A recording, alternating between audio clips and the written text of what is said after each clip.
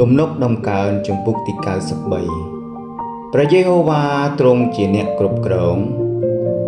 ទ្រង់ប្រដាប់អង្គដោយភាពដ៏រុងរឿងឧត្តមព្រះយេហូវ៉ាទ្រង់ប្រដាប់អង្គដោយដេជានុភាពព្រមទាំងក្រវ៉ាត់អង្គដោយសេចក្តីនោះដែរឯលោកីនោះបានតាំងមាំមួននិងរង្គើមិនបានឡើយ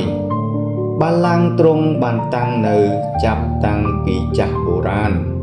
គឺមានទ្រង់តាំងតែពីអស់កលរៀងមក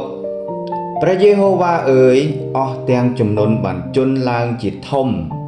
ជំនន់ទាំងប៉ុន្មានបានបំលើសំឡេងឡើងជំនន់ទាំងនោះបានកម្រើកឡើងជារលកទប់ច្រាំងព្រះយេហូវ៉ាដ៏គង់នៅឋានខ្ពស់ទ្រង់មានឫទ្ធិជាជាងសូរក្រំក្រែងនៃទឹកធំគឺជាងរលកគំហុកនៃសមុទ្រផងអោព្រះយេហូវ៉ាអើយអស់ទាំងសេចក្តីបន្ទាល់របស់ទ្រង់សុទ្ធតែពិតប្រាកដសេចក្តីបរិសុទ្ធសំណុំនៅដំណាក់ទ្រង់នៅអស់កលតទៅផងអាមែនអាមែនអរគុណព្រះអង្គសរសើរដំណើរព្រះអង្គ